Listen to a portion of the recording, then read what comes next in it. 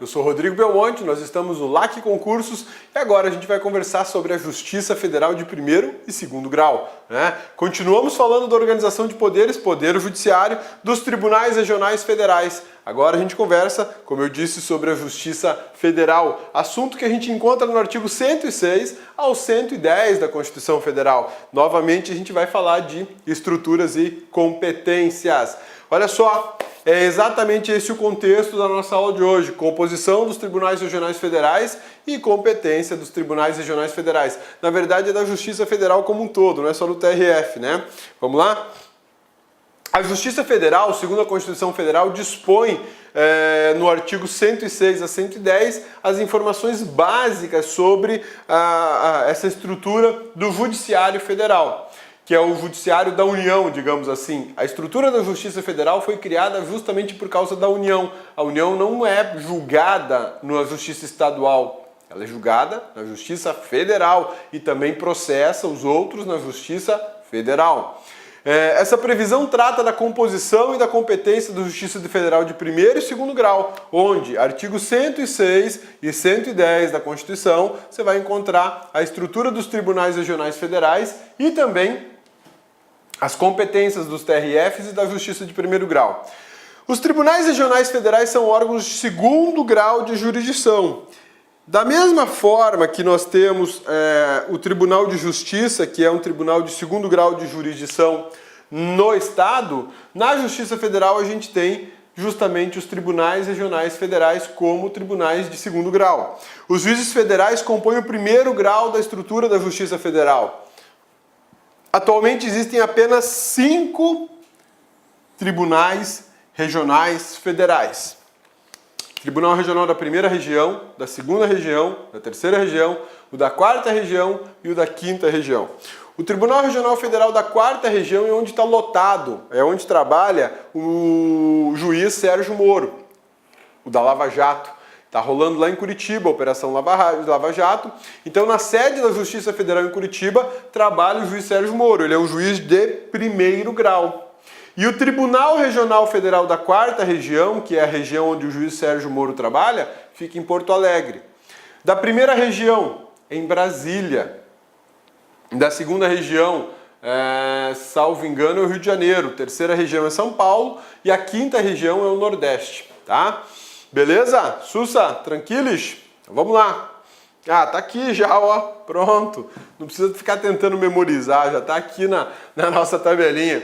Estados por tribunais regionais federais. Primeira região, olha só quantos estados.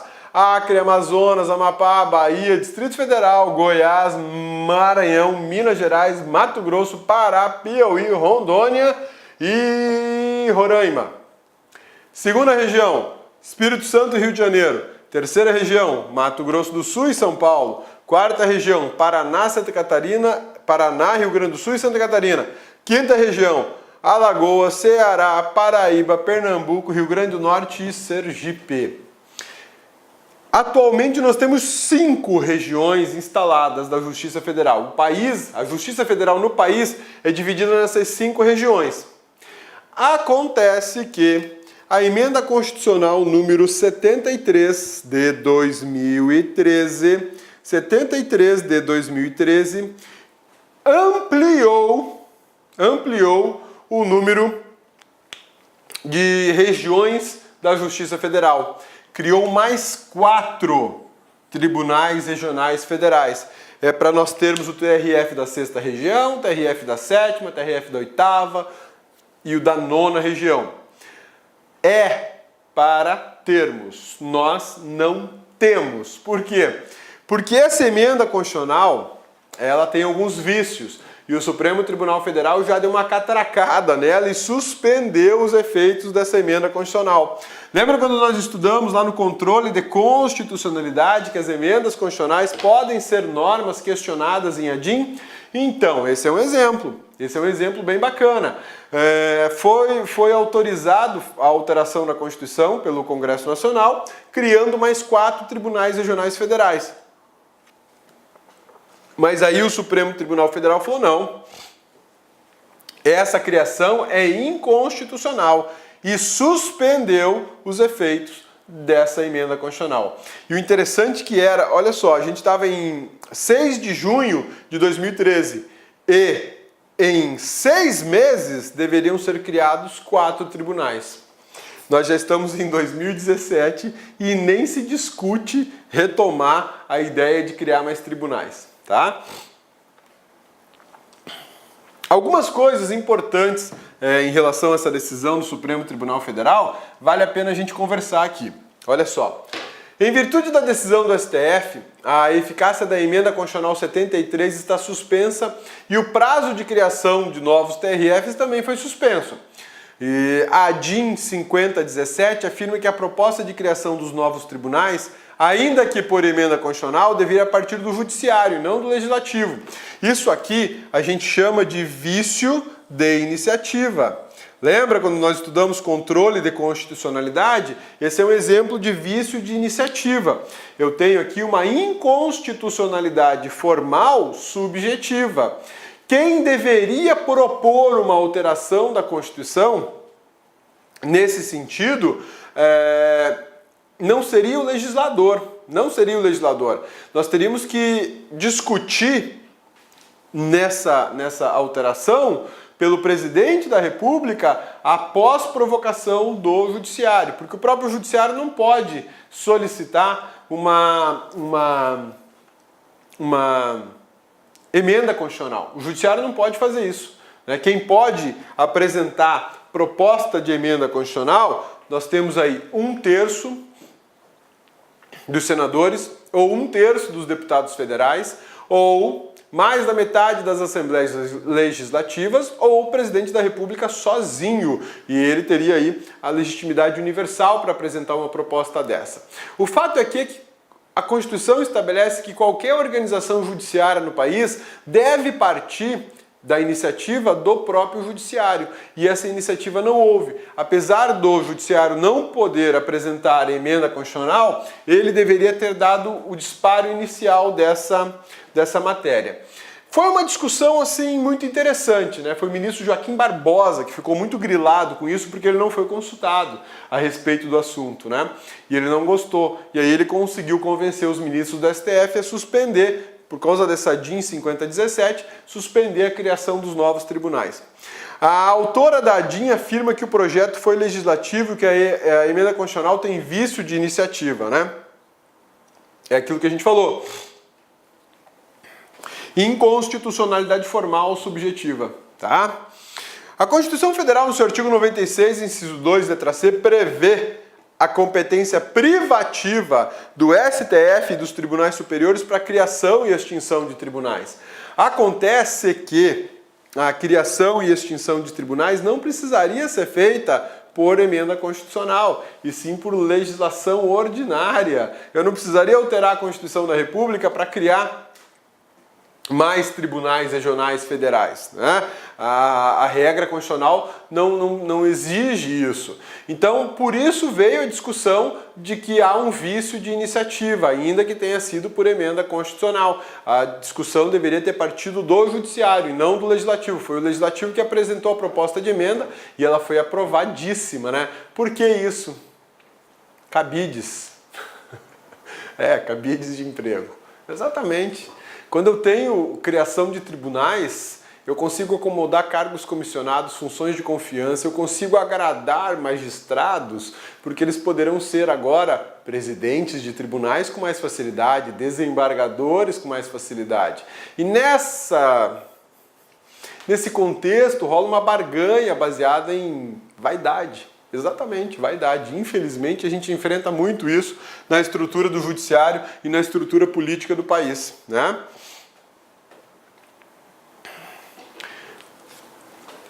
O texto da emenda constitucional 73 diz o seguinte: são criados ainda os seguintes tribunais regionais federais: o da 6ª região, com sede em Curitiba, estado do Paraná, e jurisdição sobre o estado do Paraná e Santa Catarina, e de Mato Grosso do Sul.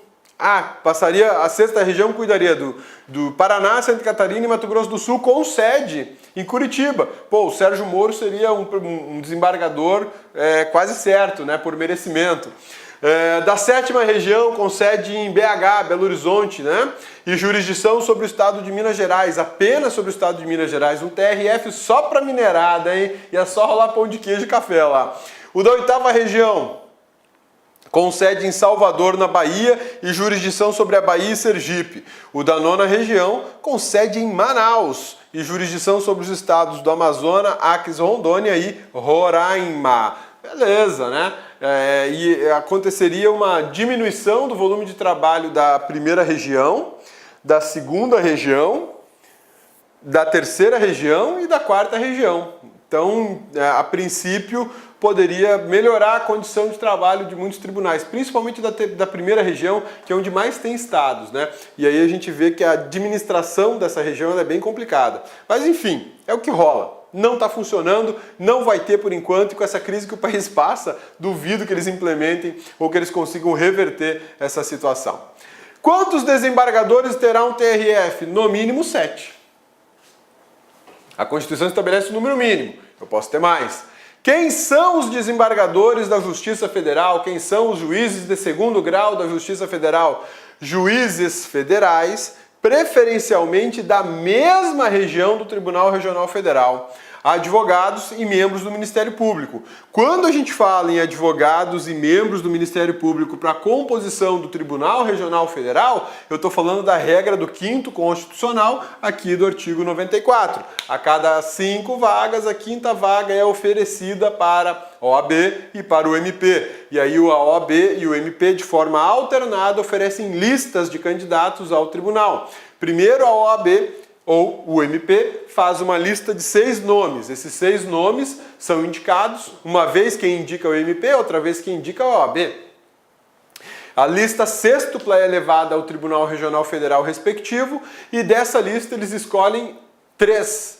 Desses 3 que ficarem na lista, 1 será escolhido pelo Presidente da República para ocupar o cargo de desembargador federal no referido Tribunal Regional Federal. Essa é a regra do 5º Constitucional, que se aplica para tribunais regionais federais, tribunais regionais do trabalho e tribunais de justiça. Esse mecanismo de exigir aprovação de pelo menos 10 anos de atividade do membro do Ministério Público, 10 anos de atividade do membro da OAB, mais um notório conhecimento jurídico, são utilizados esses 2 requisitos lá para o STJ, quando eu tenho a composição do STJ por advogados ou membros do MP. Tá beleza? Sussa, tranquilos? Opa, tá STM e STM, tem nada a ver o STM aqui. Eu tô falando do TRF agora, né? TRF, vamos arrumar isso aqui. TRF, que é o Tribunal Regional Federal, STM, TRF. STM é o Superior Tribunal Militar, a gente já vai conversar sobre ele também. Pronto, agora sim tá bonito, né? Quem são, ou melhor, quem faz a nomeação? Só um minutinho. Perceberam que eu coloquei aqui em destaque preferencialmente? Pode acontecer de que um magistrado da 4ª região, por exemplo, seja nomeado desembargador no TRF da 2ª região. É possível isso acontecer, é muito raro, é difícil, né? Mas só vai acontecer o dia que não tiver juiz disponível para isso, tá? TRF, escolha e nomeação. Quem escolhe os desembargadores? Quando nós temos o caso do advogado, artigo 94, notório saber jurídico, conduta ilibada e mais de 10 anos de efetiva atividade profissional. Membros do MPF, mais de 10 anos de efetiva atividade profissional. Promoção com nomeação pelo Presidente da República. Todos precisam ter mais de 30 anos e menos de 65 anos e mais de 5 anos de atividade. Além disso, os magistrados sobem por merecimento ou antiguidade. É a mesma regra que a gente já estudou lá na disposição geral do Judiciário. Beleza? Isso aqui é só para você lembrar da regra que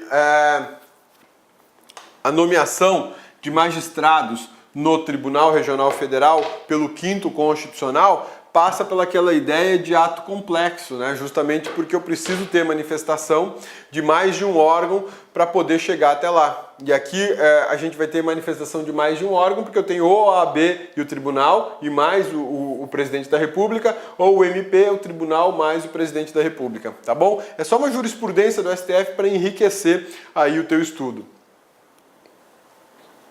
Lei disciplinará a remoção ou a... Olá, meus amigos, minhas amigas, sou o professor Luiz Antônio de Carvalho e estou aqui para fazer um convite muito especial para vocês. Você que quer continuar assistindo essa videoaula até o final. Essa videoaula que a gente colocou no YouTube é uma aula demonstrativa, é apenas um pequeno pedaço da aula, em torno aí de 20% da videoaula. E nós aqui da La Concursos fizemos uma isolada, uma super isolada do professor Rodrigo Belmonte. O professor Rodrigo Belmonte, ele gravou a Constituição Federal aqui no La Concursos, tá certo? A Constituição é o único site do Brasil que nós temos a Constituição Federal artigo por artigo, gravado, artigo por artigo. É o único curso que nós temos, você pode ter certeza que é o único curso que tem esse nível de detalhamento e aprofundamento dos assuntos da Constituição, ou seja, é um curso realmente aí na qual o aluno aprende para a vida toda, não tem auto-engano, é um curso realmente com profundidade necessária para que você seja aprovado no concurso, né? Então aqui, professor Rodrigo Belmonte, Direito Constitucional, artigo por artigo na Constituição, investimento apenas R$ 80, prazo de acesso aí 60 dias, 80 horas de curso, né? 80 horas de curso, a quantidade de aulas atualmente são 92 aulas, nessa isolada aqui do professor Rodrigo Belmonte. Gostou? Então, curta esse vídeo aí, clique aqui embaixo, você vai ser direcionado no site da La Concursos para você fazer a sua matrícula na isolada do professor Rodrigo Belmonte. Clique lá.